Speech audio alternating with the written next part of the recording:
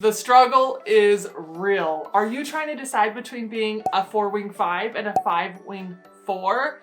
It's one of my most popular questions that I get. So many people come to me and say, I can't tell if I'm a 4 or 5 because of those wings. And so in today's video, I'm going to be giving you guys 5 things to be looking for that will help you decide between being a 4-wing 5 and a 5-wing 4. If you're new here, I'm Hillary, your certified Enneagram life coach, and I love teaching you guys the Enneagram in the simplest and easiest way possible. Before we go into the 5 things to be looking for when deciding between the type 4 or the type 5, I wanted to let you know that if you need a brief teaching on either of those types that will teach you the core fear, the core desire, the core longing, and the core weakness, I've got videos, actually they're like 1-minute videos on each of those types. And so I will link those in the description box below, because when you are trying to decide between these two, that's where you start, and then you come to these 5 things that I'm going to be sharing today. Okay, so let's go ahead and dive into the first thing that will help you decide between the type 4-wing 5 and the 5-wing 4, and that is, what comes first, identity or knowledge? This plays a really big part in deciding between a 4 and a 5. The type 4s need identity over knowledge. That's not to say knowledge isn't important, especially to the 4-wing 5, but think about it. Does identity come before knowledge? 4s are searching for identity and significance first. They long to understand who they are. They feel like something is missing in them. So identity comes before knowledge. And the 4-wing 5 will sort out their emotions by using intellect, but again, they're sorting out the emotions first. And so that should help you if you are thinking you might be a 4-wing 5. And for the 5, knowledge comes before identity. They're searching for knowledge, answers, ideas. They need to be competent, self-sufficient, and knowledgeable first. Remember, type 5s believe that in able to deal with the world, they need to be able to acquire as much knowledge as possible.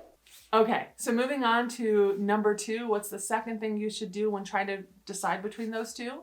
It's ask yourself, what do you do in stress? When you're under stress, what does that look like? So for the 4, at first, they're going to become moody, withdrawn, temperamental, and then they will move to the type 2, which is their arrow or their line, right? And they're going to start using the average to unhealthy traits of that 2.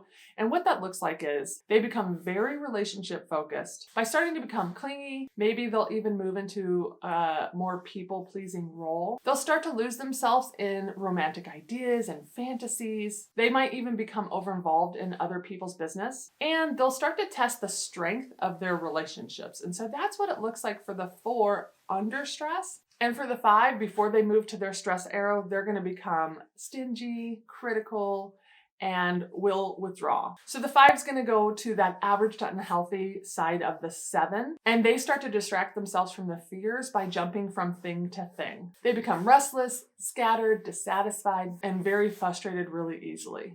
And so that's what it looks like for the 5 when they get really stressed. And so does that help you guys? When you think of yourself, which one of those do you go towards? Do you go towards that average to unhealthy side of the 2?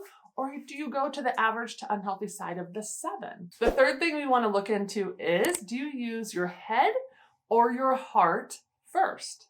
A lot of times we break down the Enneagram into 3 chunks, and the one we're going to focus on is the centers of intelligence, these triads. So within the 3, there's 3 types. And so the first one is the instinctual center, and that is the gut triad. And types 8, 9, and 1 are in that one. And then you have the feeling center, and that is the heart triad, which types 2, 3, and 4 are in that one. And then you have the thinking center, which is the head triad, and types 5, 6, and 7 are in that one. So I want to give you a simple breakdown of the head and the heart, since the 4 is in the heart and the 5 is in the head, and we're trying to decide between which one you use first. Okay, starting with the head triad, which is types 5, 6, and 7. They are imbalanced in the way they operate most out of their thoughts. These types share a reaction to their mental struggle, which is anxiety or also fear. And for the 5, it looks like anxiousness, that they don't know enough to go out and operate in the world. And the heart triad types 2, 3, and 4 are imbalanced in that they operate most out of their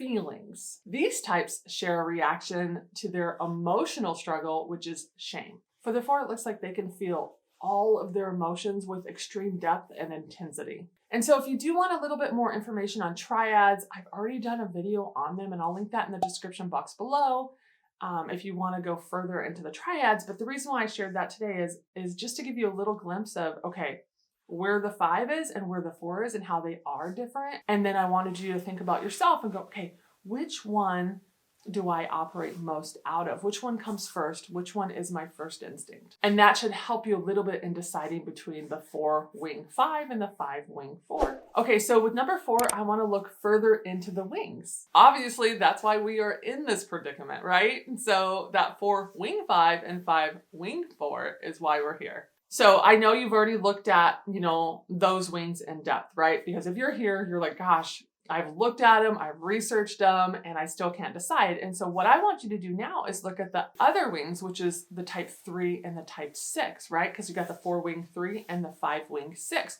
We're going to look at those 2 wings and see, do you use those at all? What does the 3 bring to the 4? Well, it helps the 4 be more goal-oriented, more emotional fluctuations, and more concerned with what others think of them. And so if you can relate to those, it has me wondering like, oh, are you connected to that 3 in any way?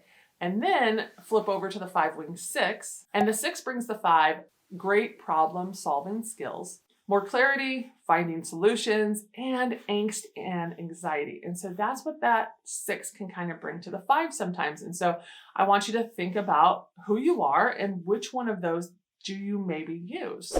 And the last thing, number 5, is, do you want to be different? That plays a big part in if you are a 4 or a 5. And the reason is 4s feel like they are different from other people, and they're more than likely going to want to show it. They're going to want to show how different they are. And 5s think they are different, but are more than likely going to want to hide it. Are you more able to acknowledge your difference and go, yeah, it's okay. I'm going to embrace that. Or do you want to hide it? You know you're different, but you're like, I don't want the world to know I'm different. And so you kind of hide that a little bit. So what do you think? If you are 4 or 5, do you want to be different? Do you think you're different? Do you feel you are different? Are you trying to hide that you're different? I would love to know.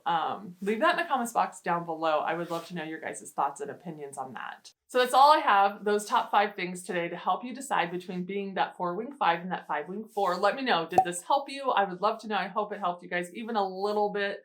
And if you do want a more in-depth teaching on those wings, the 5 and the 4-wing, I've already done videos on that, and I will link both of those in the description box down below, so that you can go give those a watch if you want a more in-depth teaching and learning on the wings of the 4 and the 5.